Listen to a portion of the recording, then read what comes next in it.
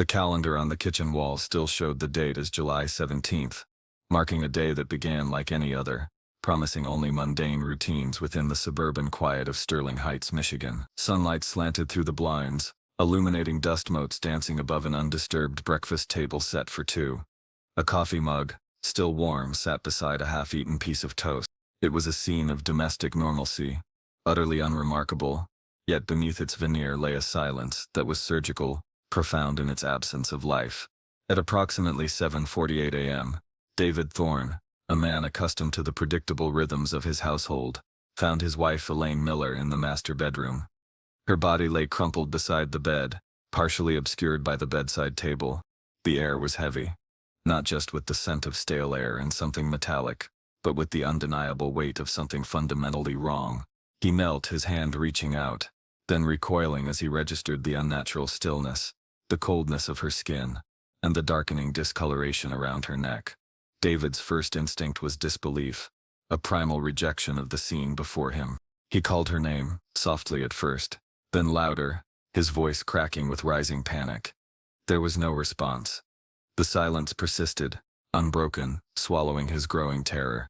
The 911 call came at 7:52 a.m. from the Thorne residence on Meadow Creek Drive, a quiet cul-de-sac in a well-maintained neighborhood. The dispatcher received a fragmented, trembling report.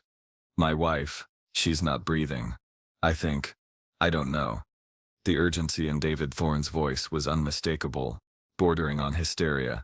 Within minutes, the first responders were dispatched. Patrol units from the Sterling Heights Police Department, along with paramedics from the Sterling Heights Fire Department, converged rapidly on Meadow Creek Drive. The flashing blue and red lights cut through the morning calm, reflecting off the neatly manicured lawns and the closed garage doors of neighboring homes. Upon arrival, Officer Sarah Jenkins was the first to enter the residence, her hand on her holstered weapon, her senses alert. The house was meticulously kept, almost sterile, a contrast to the unfolding tragedy. She found David Thorne slumped in the hallway, his face ashen, pointing numbly towards the master bedroom.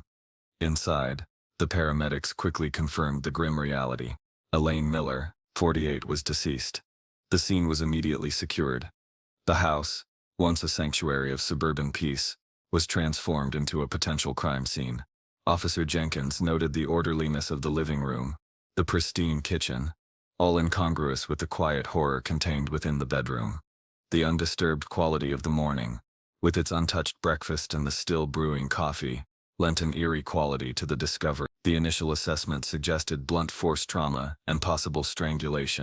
The paramedics recorded their findings, noting the time of discovery and the apparent cause of death, their voices low, professional and detached.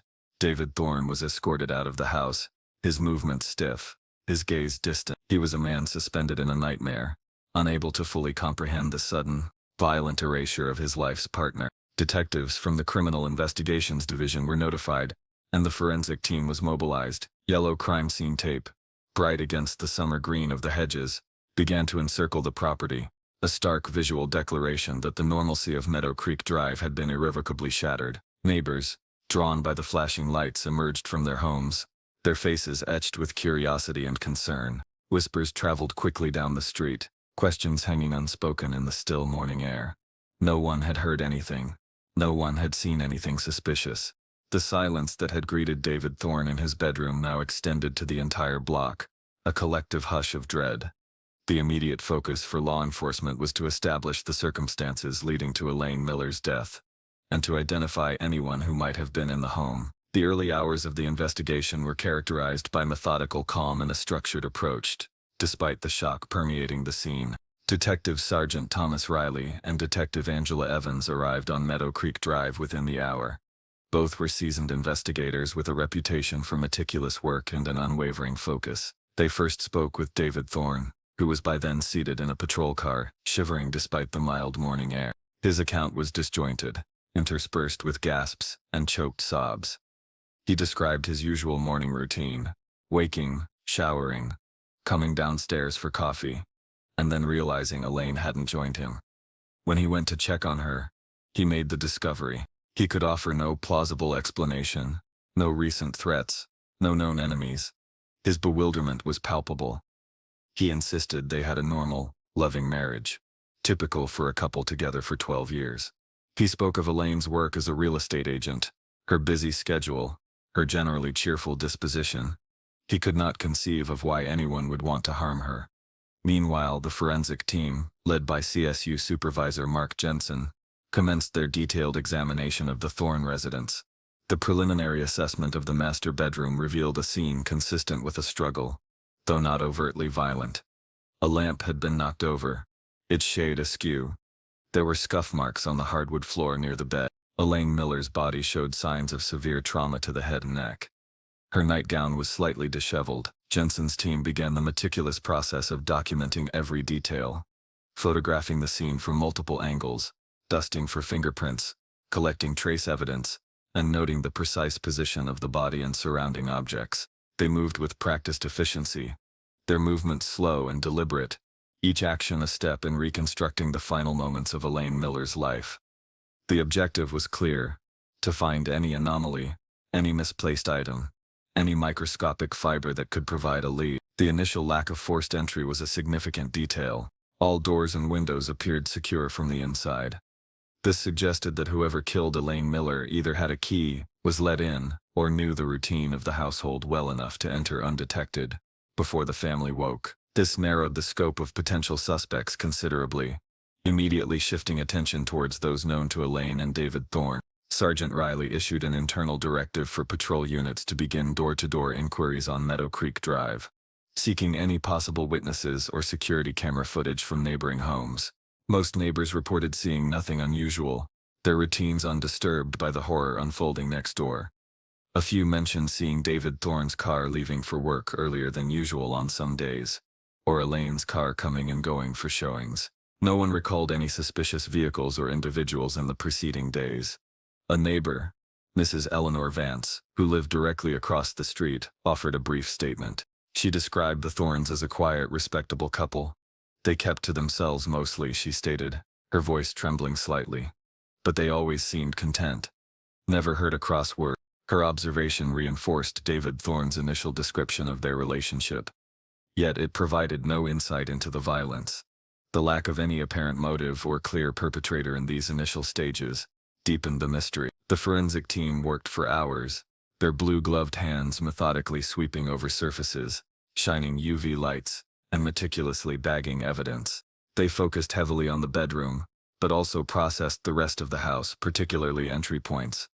The silence in the house, broken only by the quiet clicks of cameras and the rustle of evidence bags, was a stark counterpoint to the quiet devastation that had befallen the Thorne family. By late afternoon, the preliminary findings confirmed that Elaine Miller had died from blunt force trauma to the head and strangulation. The search for a murder weapon yielded nothing obvious in the bedroom. The absence of a clear weapon, combined with the lack of forced entry, made the immediate future of the investigation acutely challenging. The day stretched into evening, the suburban calm of Meadow Creek Drive giving way to a more somber quiet. The yellow tape remained, a constant reminder of the tragedy.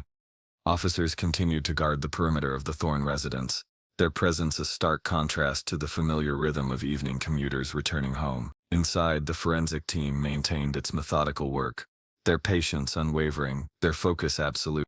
Every surface, every corner of the master bedroom, was re-examined. Dusting for latent fingerprints yielded partial prints on the bedside table, and a few smudges on the bedroom doorframe. These were carefully lifted and logged for comparison. The meticulous collection of trace evidence continued. Fibers, hairs, and minute biological samples were gathered from the floor, the bedding, and Elaine Miller's clothing. Each item was placed into a separate labeled evidence bag, maintaining the chain of custody. The collection was precise, each sample a potential key to unlocking the truth. One detail that emerged from the scene processing was the unusual placement of a small framed photograph on the bedside table. It depicted Elaine Miller, David Thorne, and a younger man, presumably David's son, Jason Thorne, smiling broadly on a family vacation. The photo was slightly askew, as if it had been handled or brushed against in a hurry. This minor displacement, initially overlooked, was meticulously documented by CSU Supervisor Mark Jensen, who understood that even the smallest deviation from order could hold significance. It was bagged as evidence, its context unclear but its presence noted. The medical examiner, Dr. Eleanor Vance, no relation to the neighbor, arrived on the scene to conduct a preliminary examination of Elaine Miller's body. Vance noted the ligature marks on the neck, consistent with strangulation, and also bruising and lacerations to the head.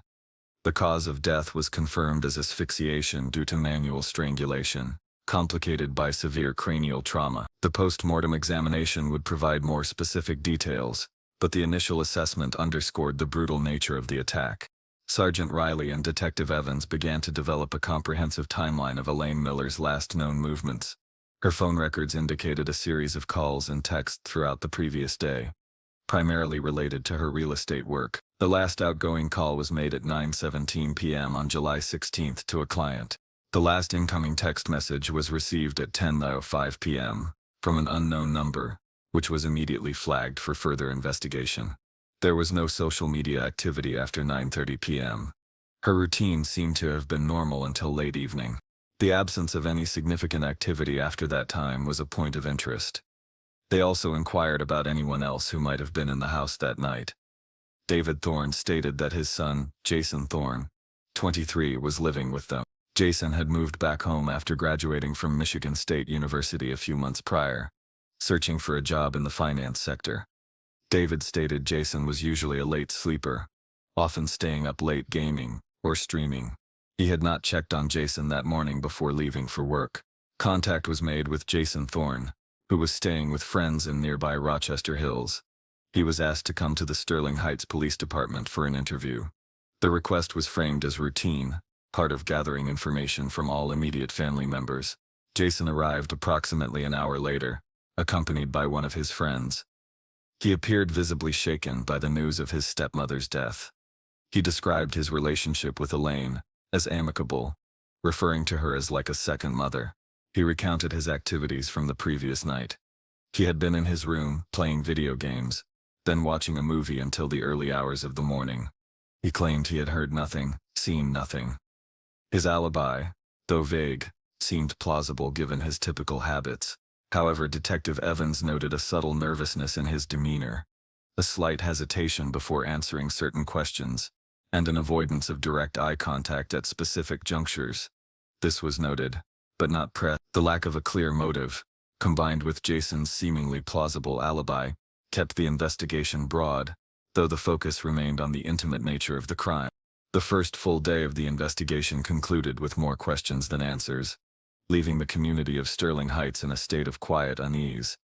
The second day of the investigation brought a renewed intensity to the Sterling Heights Police Department. The crime lab was already processing the initial evidence collected from the Thorne residence.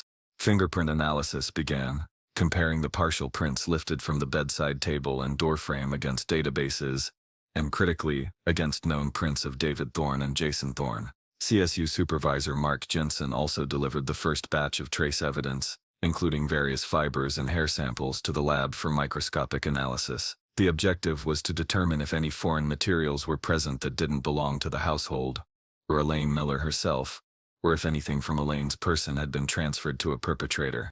The medical examiner's preliminary report, released on the morning of July 19th, confirmed the grim details. Elaine Miller had sustained multiple blows to the head from a blunt object, likely before strangulation. The force used was considerable, indicative of extreme anger or an overwhelming intent to incapacitate. The presence of defensive wounds on her forearms and hands suggested a brief struggle. This detail was significant, confirming that Elaine had fought for her life, even if only for moments. Detectives Riley and Evans spent the morning meticulously reviewing the initial interviews, particularly David Thorne's and Jason Thorne's statements. David Thorne had reiterated his grief, his shock, and his inability to fathom who could have committed such an act. He maintained his consistent narrative of a loving, albeit sometimes busy, family life. Jason Thorne's account, while not outright contradictory, contained subtle inconsistencies in his timeline of the previous night. When pressed on these, he attributed them to being tired and disoriented by the shocking news. Sergeant Riley noted his composure, perhaps too much composure for someone who had just lost a stepmother he claimed to be close to. The detectives decided to re-interview Jason Thorne, this time at the police station, under more formal conditions. The request was made politely, presented as a routine follow-up, a chance to clarify any details. Jason agreed, arriving alone this time, slightly less confident than before. During the second interview, Detective Evans focused on Jason's movements within the house that night. She asked about his routine, his habits, and specifically if he had any interaction with Elaine after 10:07 p.m. Jason maintained he had not. He described watching a movie on his laptop in his bedroom until around 2:11 a.m., then going to sleep. He was then asked about the specific movie he watched, the platforms he used, and if he had messaged anyone during that time. His answers were slightly evasive, his memory suddenly less precise. When asked about his relationship with Elaine, he again described it as good, familiar. Yet, when asked about potential disagreements, he acknowledged minor squabbles, typical family friction, but nothing that would escalate to violence. The conversation began to subtly shift. There was no direct accusation, but the line of questioning was becoming more focused on his presence and interaction. The air in the interview room grew noticeably colder, the professional distance between the detectives and Jason Thorne becoming more pronounced. The forensic report from the crime lab provided the first significant piece of evidence pointing towards an internal suspect. The partial fingerprints lifted from the bedside table in Elaine's room matched Jason Thorne's prints. While his prints would naturally be present in a house where he lived, their specific location, on an object immediately adjacent to the crime scene, and slightly disturbed, raised immediate red flags. Furthermore, microscopic analysis of fibers found on Elaine Miller's nightgown revealed synthetic fibers consistent with the type of material found in athletic shorts, a common item of clothing. More crucially, a single hair found clutched in Elaine's hand, though too degraded for full DNA analysis, was consistent in color and texture with Jason Thorne's hair. These forensic details, though not conclusive on their own, collectively built a compelling narrative. They presented a picture of Jason Thorne having been in direct physical contact with Elaine Miller around the time of her death. This contradicted his earlier claims of having remained in his room, isolated, after the accumulation of these small but precise details marked a critical turning point in the investigation. The focus shifted from a general search for an unknown perpetrator to a targeted investigation of Jason Thorne, changing the entire trajectory of the case. The quiet suburban tragedy was beginning to reveal its darker, more intimate contours. The net around Jason Thorne tightened considerably. The forensic evidence, particularly the fingerprint matches on the bedside table and the hair sample from Elaine's hand, provided a strong basis for further scrutiny. Detectives Riley and Evans now approached Jason Thorne not just as a witness, but as a person of significant interest. A third interview was scheduled, but this time Jason was formally read his rights. He was informed that he was not under arrest, but that the focus had shifted due to inconsistencies and new evidence.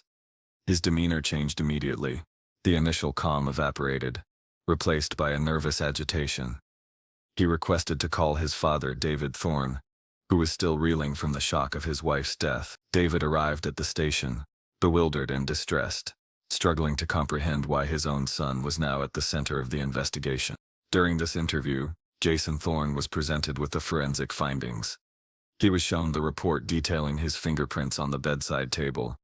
He initially tried to explain it away, suggesting he might have gone into Elaine's room to borrow something, or perhaps when she was away. When confronted with the hair sample found in Elaine's hand, he stammered, offering no coherent explanation.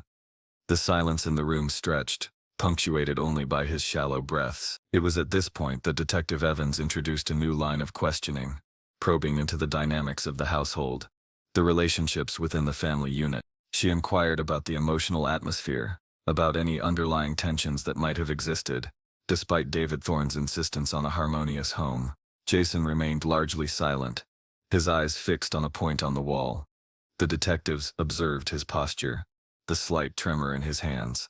A pivotal moment occurred when Detective Riley, almost as an aside, mentioned the photograph found askew on the bedside table. "The one of you, your father and Elaine," he stated, his voice neutral. Jason flinched, a subtle but undeniable reaction. This observation led the detectives to explore the nature of Jason's relationship with Elaine in more depth, moving beyond the superficial like a second mother description. The psychological pressure mounted. Faced with mounting forensic evidence and increasingly pointed questions, Jason Thorne finally began to crack. He admitted hesitantly at first, then with a rush of words, that his relationship with Elaine had been far more complex than anyone knew. He confessed to a long-standing, secret sexual relationship with his stepmother, Elaine Miller. The revelation hung heavy in the air, a shocking counterpoint to the quiet suburban facade David Thorne had maintained. The confession was delivered in fragments, haltingly, as if the words themselves were difficult to form. Jason described how the relationship had begun several years prior, subtly at first, then escalating after he moved back home from college. He described Elaine as being the primary instigator, but acknowledged his own participation. He spoke of clandestine meetings within the house, late at night, and the constant fear of discovery. He revealed the private communications, the texts and emails that documented their illicit affair. This admission explained the previously unidentifiable incoming text message flagged from Elaine's phone records on the night of her death. It also shed light on why the photograph of the three of them had been handled. It was a dark, hidden truth that undermined every public statement made about the Thorne family's normalcy. The motive, previously elusive, began to crystallize. Jason confessed that the relationship had become volatile. Elaine had grown increasingly possessive, and more critically, had begun to threaten to expose their affair to David Thorne. She had issued an ultimatum: either Jason fully commit to her, or she would reveal everything. This threat, Jason claimed, was delivered in a text message hours before her death. He described his desperation, the fear of his father's reaction, and the destruction of his family's reputation, and his own future. He was a young man just starting his career, and the thought of such a scandal was suffocating. The revelation of this hidden, destructive dynamic between stepmother and stepson transformed the understanding of Elaine Miller's murder. It was no longer a random act of violence, but a meticulously concealed tragedy rooted in a desperate, forbidden secret. The true horror of the situation was finally emerging, dismantling the carefully constructed facade of the Thorne family. The investigators now had a confession and a motive, but the exact details of the night remained to be fully uncovered. With the confession of the illicit affair, the investigation entered a new, disturbing phase. The focus shifted from understanding the who to detailing the how and why with forensic precision. Jason Thorne, after a period of prolonged silence, began to recount the events of the night of July 16, 2018. He confirmed that Elaine had sent him a text message earlier that evening, reiterating her threat to expose their relationship to David if he didn't agree to her terms. The message was explicit, detailing her frustration with his indecision and her intention to shatter the family's peace if he did not comply. This text message, retrieved from Elaine's phone by forensic specialists, corroborated Jason's account of the escalating tension. The message read, "I'm tired of the games, Jason. You're either with me or I'm telling David everything. Don't think I won't. This is your last chance." Tonight, Jason described how he had gone to bed but the threat had gnawed at him. He couldn't sleep. Sometime after midnight, he left his bedroom and went to Elaine's room. He claimed he intended to talk to her to try and de-escalate the situation, to beg her to reconsider. He found her asleep. His initial intention, he stated, quickly twisted. The fear of exposure, the impending ruin of his life overwhelmed him. He confessed that he attacked her in her sleep. He struck her repeatedly with a heavy, cylindrical object he found near the bed, which was later identified as a decorative bronze statue from the bedside table. He then, in a desperate attempt to silence her, strangled her. His account was delivered in a flat, monotone voice, devoid of overt emotion, a chilling clinical description of a horrific act. He detailed the struggle, the brief sounds she made, and then the final terrifying silence. The forensic team returned to the Thorne residence on Meadow Creek Drive, this time with a specific focus on locating the murder weapon and confirming Jason's narrative. The bronze statue, previously overlooked as a potential weapon, was indeed heavy and solid. Its base matched the description of the blunt object that caused Elaine's head injuries. It was found on the floor near the bed, exactly where Jason claimed to have dropped it after the attack. The team processed the statue for forensic evidence, hoping to find blood, fibers, or fingerprints, linking it definitively to both Elaine and Jason. Additionally, they meticulously re-examined the bedding and Elaine's nightgown for any further evidence to corroborate the strangulation. The medical examiner's office, armed with Jason's confession, conducted a more detailed analysis of the injuries. The ligature marks on Elaine's neck were consistent with manual strangulation, the force applied matching Jason's description of the act. The head injuries, consistent with blows from a heavy blunt object, were deemed the primary cause of death. The sequence of events Jason described, blows to the head followed by strangulation, aligned with the forensic findings. The police also focused on recovering all communications between Jason and Elaine. Forensic specialists extracted data from both their phones and computers, meticulously sifting through call logs, text messages, emails, and social media interactions.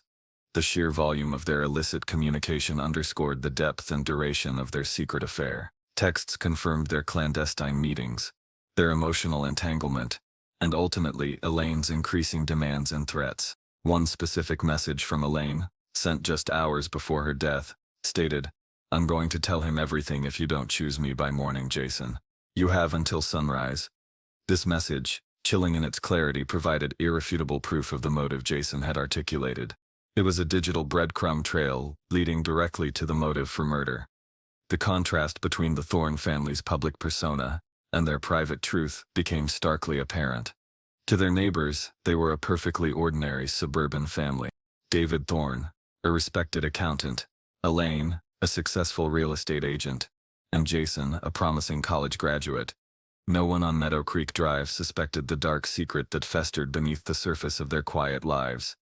The revelation sent ripples of shock through the tight-knit community.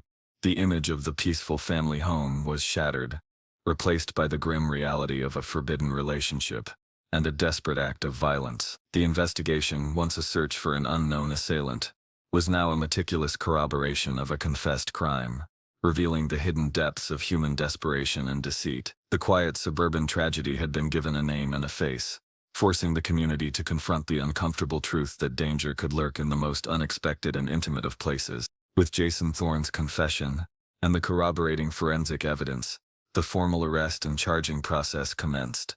On July 20, 2018, 4 days after Elaine Miller's death, Jason Thorne was formally charged with the murder of his stepmother. The charges included first-degree premeditated murder, given his admission of deliberation in the hours leading up to the act, fueled by Elaine's ultimatum. David Thorne, his father, was present during the formal announcement of the charges. His face was a mask of unimaginable grief and betrayal. The twin horrors of losing his wife to violence and discovering his son was the perpetrator collapsing upon him. The quiet devastation that had begun with Elaine's death deepened profoundly with Jason's arrest. The legal process moved swiftly. Jason Thorne was arraigned in the 41A District Court in Sterling Heights. He pleaded not guilty, a standard procedural move to allow his defense counsel time to review the extensive evidence. A preliminary examination was scheduled, where prosecutors would present enough evidence to show probable cause that a crime had been committed, and that Jason Thorne was the likely perpetrator. This stage would largely rely on the forensic findings and Jason's own admission. The prosecution team, led by Assistant Macomb County Prosecutor Laura Mendez, began building their case. They compiled the crime scene reports, the medical examiner's findings, the lab reports on fingerprints and trace evidence, and crucially, the extracted digital communications between Jason and Elaine. The depth of the evidence was substantial, painting a clear picture of motive and opportunity. Jason Thorne's defense team, appointed shortly after his arraignment, began their counter-strategy. While acknowledging the evidence, they intended to argue that Jason acted under extreme emotional duress, triggered by Elaine's threats and the sudden, overwhelming fear of exposure. They might pursue a diminished capacity defense or attempt to reduce the charge from first-degree premeditated murder to a lesser offense, such as second-degree murder or manslaughter, arguing a lack of premeditation or that he acted in a moment of uncontrollable passion. This would be a difficult argument to make, given Jason's confession of lying in bed and contemplating the act before entering Elaine's room.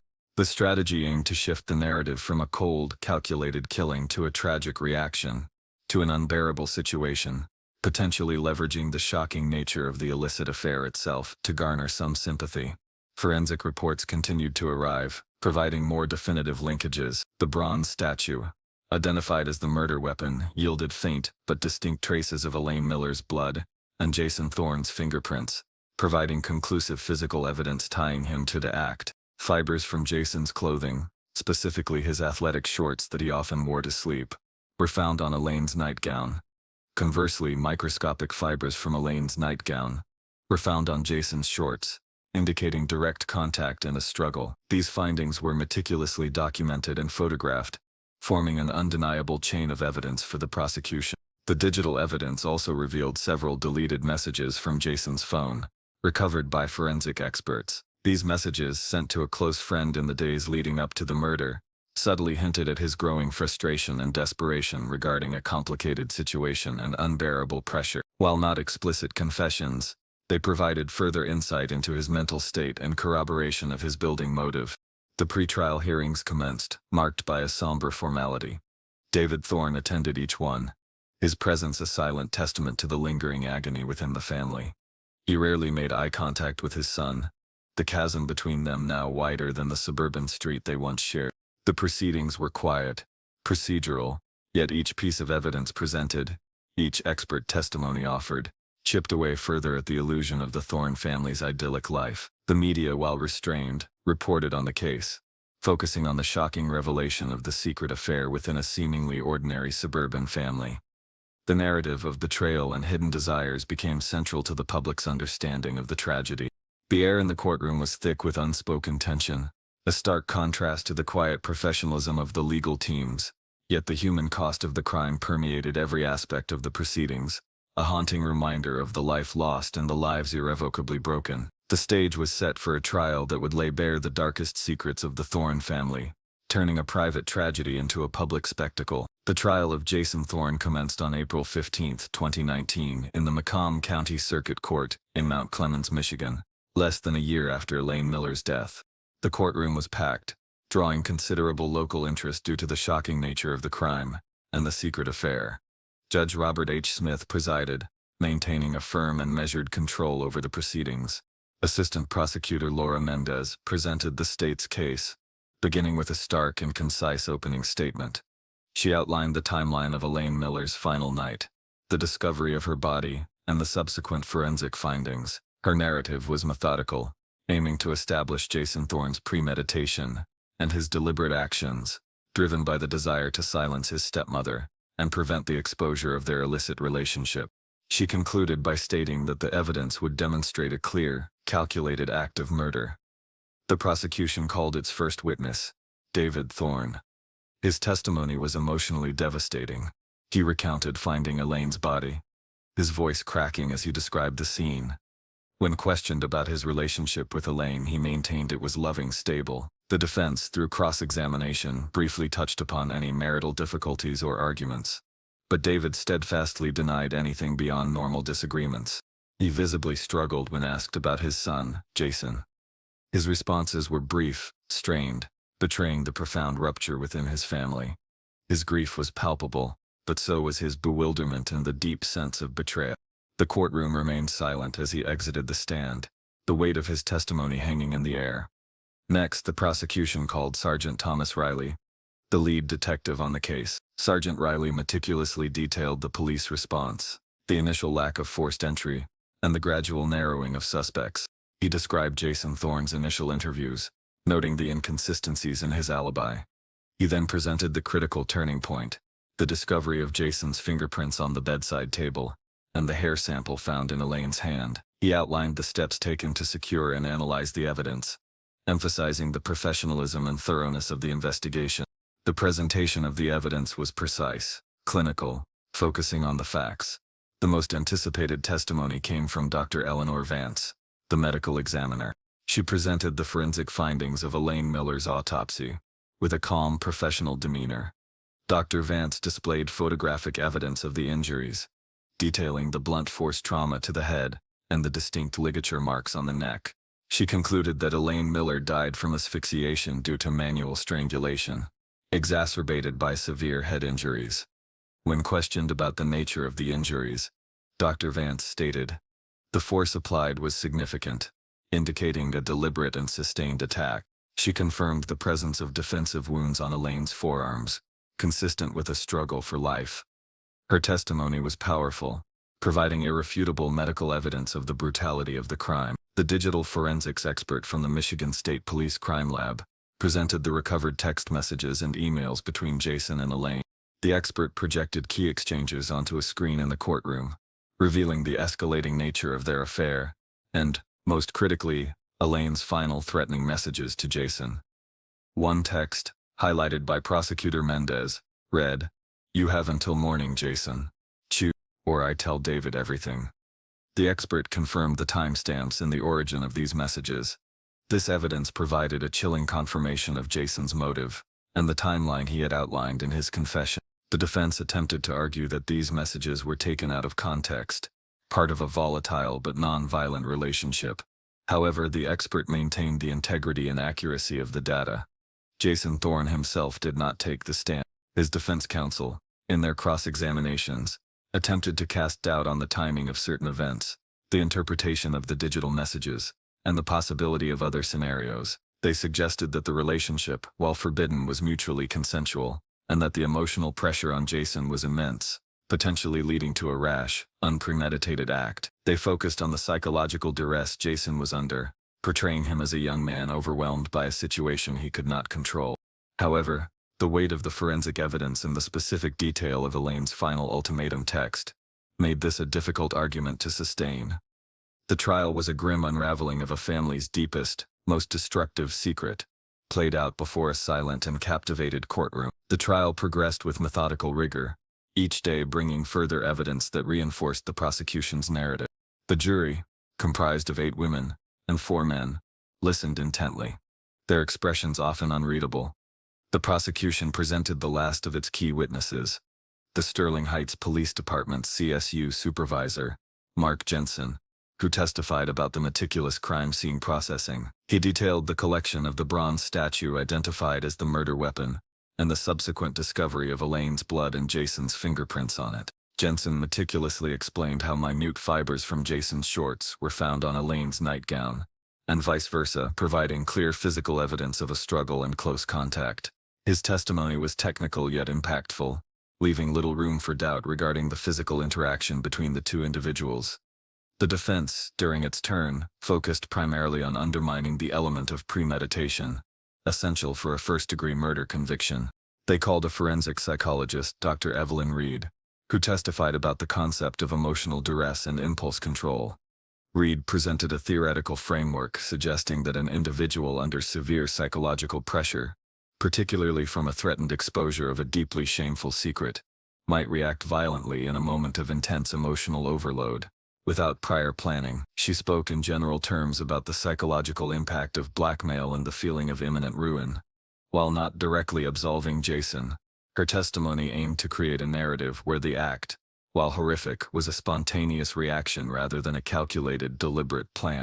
She posited that the fear of David learning of the affair could have triggered a fight-or-flight response, leading to a desperate, unthinking act. During cross-examination, Prosecutor Mendez challenged Reed's testimony, pointing out that Jason Thorne's own confession indicated he had lain in bed for hours contemplating the situation before entering Elaine's room. She highlighted the specific text message from Elaine, emphasizing the "until sunrise" ultimatum, which gave Jason a period of time to consider his actions.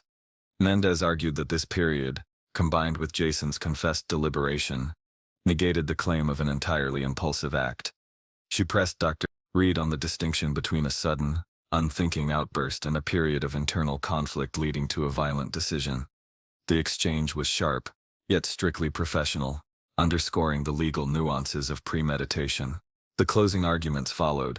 Prosecutor Mendez, in her final address to the jury, reiterated the overwhelming evidence. She systematically walked through the timeline: Elaine's final threat, Jason's period of contemplation, his calculated entry into her room, the use of a specific object as a weapon, and the subsequent strangulation. She emphasized the digital evidence, the forensic links, and Jason's own admissions, arguing that his actions were a deliberate attempt to silence Elaine and protect his reputation.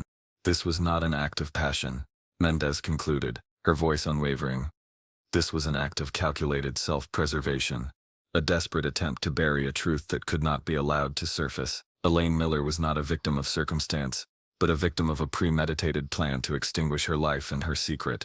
The defense, in its closing statement, appealed to the jury's understanding of human frailty and the extreme pressures that can lead to tragic outcomes. They acknowledged Jason's actions were abhorrent, but they urged the jury to consider the context, the long-standing, volatile affair, the emotional manipulation, and the devastating threat of exposure. They argued that Jason was a young man consumed by fear, acting out of a moment of sheer panic and desperation, rather than malice. They sought to portray the murder as a tragic, unpremeditated response to an unbearable situation, arguing for a conviction on a lesser charge, such as manslaughter or second-degree murder. The jury was instructed to consider all evidence, weigh the arguments carefully, and apply the law to the facts, particularly focusing on the legal definition of premeditation. The fate of Jason Thorn, and the final chapter of the Thorn family's quiet devastation, rested solely with them. The court adjourned, and the jury began its deliberations, the silent tension in the room persisting long after everyone had departed. The jury deliberated for 2 days. The quiet tension that had permeated the courtroom throughout the trial now settled over the entire Macomb County Courthouse. Each hour that passed felt weighted, a period of silent reckoning for the facts presented and the lives irrevocably altered. Reporters waited patiently outside, aware that the verdict on such a sensational case would be significant. Finally, on the afternoon of April 17, 2019, word came. A verdict had been reached. The courtroom quickly filled. David Thorn took his seat, his face gaunt, his eyes hollow. Jason Thorn was brought in, his expression unreadable, betraying nothing of the anxiety that must have gripped him. Judge Robert H. Smith re-entered the courtroom, followed by the jury. The foreman handed the verdict form to the bailiff, who then passed it to the judge. The judge reviewed the document, a momentary pause stretching into an eternity. Then, his voice clear and resonant, he announced the verdict. In the matter of the people of the state of Michigan versus Jason Michael Thorn, on the charge of first-degree premeditated murder, we the jury find the defendant, Jason Michael Thorn, guilty. A collective gasp, swiftly stifled, rippled through the courtroom. Jason Thorn remained impassive, his gaze fixed on the judge, his body still. David Thorn closed his eyes, a single tear tracing a path down his cheek. Prosecutor Laura Mendez allowed herself a brief, almost imperceptible nod. The verdict was definitive. The jury had accepted the prosecution's argument that Jason Thorn's actions were premeditated, that he had indeed planned to kill Elaine Miller to prevent the exposure of their affair. The hidden truth of the Thorn family had been laid bare, and justice, in its legal form, had been served. The sentencing phase followed several weeks later, on May 20, 2019. The courtroom was once again full, though the initial media frenzy had somewhat subsided. Assistant Prosecutor Laura Mendez addressed the court, detailing the brutality of the crime and the impact on Elaine Miller's family and friends. She highlighted Jason Thorn's calculated actions and the violation of trust inherent in the relationship. She requested the maximum sentence for first-degree murder. The defense attorney spoke on Jason's behalf, emphasizing his youth, his lack of prior criminal history, and the extreme pressure he faced due to the illicit affair and Elaine's threats. They argued for leniency, perhaps considering the possibility of a lesser charge, or a minimum sentence within the guidelines. Acknowledging the life-altering consequences already faced by Jason, Jason Thorn himself was offered the opportunity to speak. He delivered a brief, emotionless statement, expressing remorse for his actions and the pain he had caused, particularly to his father. His voice was flat, devoid of conviction, a detached acknowledgement of the tragic outcome. Judge Smith then rendered his sentence. He spoke directly to Jason Thorn, addressing the gravity of the crime. He acknowledged the complex dynamics of the relationship, but underscored the fact that Jason had made a deliberate choice to end a life. He emphasized the premeditation, the violation, and the lasting devastation inflicted upon the victim's family. The law is clear on the consequences of such an act, Judge Smith stated. You took a life, Jason Thorn, a life that was precious to others, and you did so with intent. The court finds no mitigating factors that would lessen the severity of this crime. Jason Michael Thorn was sentenced to life in prison without the possibility of parole, the mandatory sentence for first-degree murder in Michigan. The finality of the judgment echoed through the silent courtroom. He was led away, his footsteps barely audible, disappearing from public view, consigned to a life behind walls. The courtroom emptied, leaving behind only the lingering silence and the heavy weight of the proceedings. The case of Elaine Miller's murder, and Jason Thorn's subsequent conviction, left an indelible mark on the quiet community of Sterling Heights. The initial shock of the discovery was replaced by the deeper, more unsettling realization of the hidden darkness that had festered within a seemingly ordinary suburban home. The meticulous forensic work, the painstaking investigation, and the legal process had brought a measure of accountability.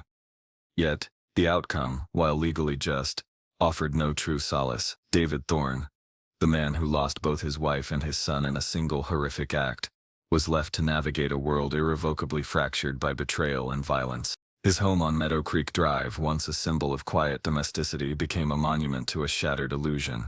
The memory of Elaine Miller, and the brutal circumstances of her death, would forever be intertwined with the chilling revelation of the secret life she led, and the desperate, unforgivable act it provoked. It was a grim reminder that beneath the surface of suburban serenity, human desires and desperation could intertwine in ways that were utterly devastating, leaving behind only a haunting quietude.